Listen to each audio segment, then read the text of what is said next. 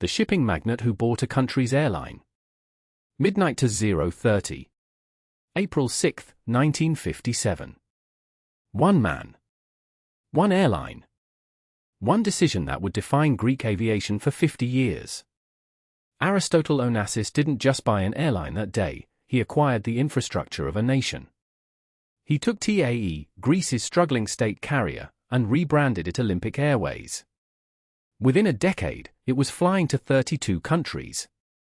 By the 1980s, Olympic was Greece's crown jewel, employing 8,500 people, moving millions of passengers, generating hundreds of millions in revenue. Then it all collapsed. By 2009, Olympic Airlines was dead. Bankrupt. Liquidated. The national carrier was gone. But here's what nobody talks about: how one man's acquisition became a government dependency that nobody could afford to kill until they had to. This is what really happened. 0:30 to 2 o'clock. Let's start with who Aristotle Socrates Onassis was. Born in Smyrna in 1906, he built the world's largest privately owned shipping fleet. Not the second largest. The largest. By 1957, he controlled more tonnage than most nations. He was one of the 5 richest men on earth. He had just married Athena Livanos, whose father was another shipping titan. In 1957, Greek aviation was a mess. TAE, the Hellenic National Airlines, was hemorrhaging money. The Greek government ran it like a social program, not a business. They subsidized routes that lost money. They employed people they didn't need. The airline was a symbol of national pride and a monument to inefficiency. Onassis saw opportunity. He acquired TAE and transformed it into Olympic Airways. New planes. New routes. Professional management. For the first time, Greece had a real international airline. By 1960, Olympic was flying jets to London, Paris, Rome. By 1970, it was one of Europe's major carriers. The airline became synonymous with Greece itself, the flag carrier, the face of the nation. But Onassis kept 49% ownership in the family. The Greek government held 51%, technically in control but operationally dependent on Onassis to run it. Here's the problem nobody understood at the time: you cannot run an airline like a shipping business. Shipping is capital-intensive but operationally simple: you load cargo, you sail. Airlines are both capital-intensive and operationally complex. You need constant reinvestment. You need technological upgrades. You need labor flexibility. You need cutthroat commercial discipline. Onassis died in 1975. His heirs held the family stake. The Greek government held 51% but lacked the expertise and the will to make hard decisions. The airline became trapped between private ownership and public expectations, profitable enough to survive, but not profitable enough to thrive.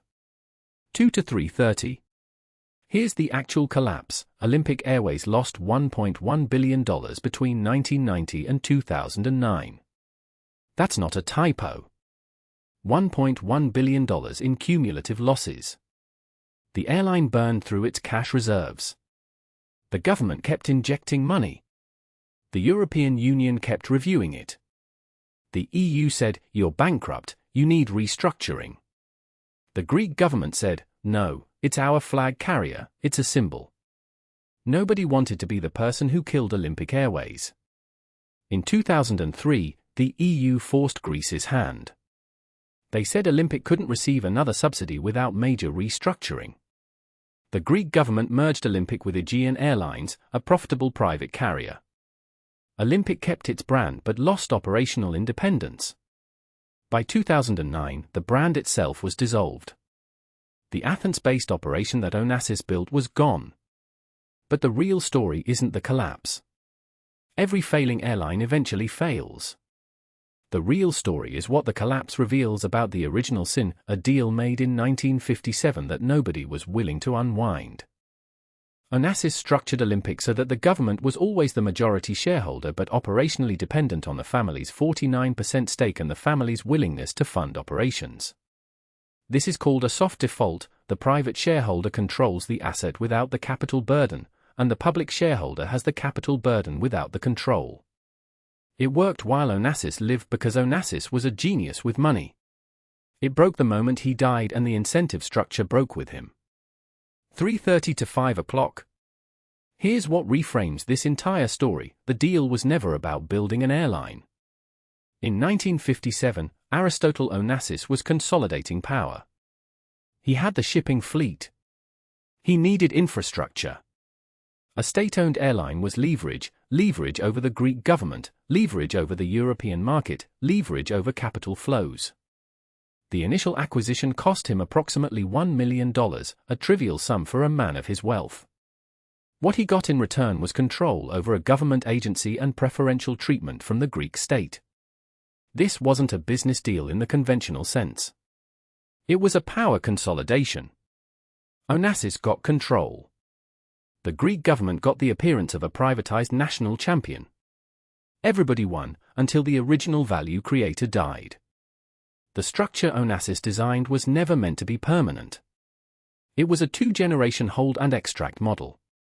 He would own it. His children would inherit the cash flows. Eventually, it would be either reclaimed by the state or liquidated. What nobody anticipated was that the state would refuse to reclaim it and the market wouldn't allow liquidation without massive disruption. So the airline became a zombie entity, not alive enough to be profitable, not dead enough to be shut down.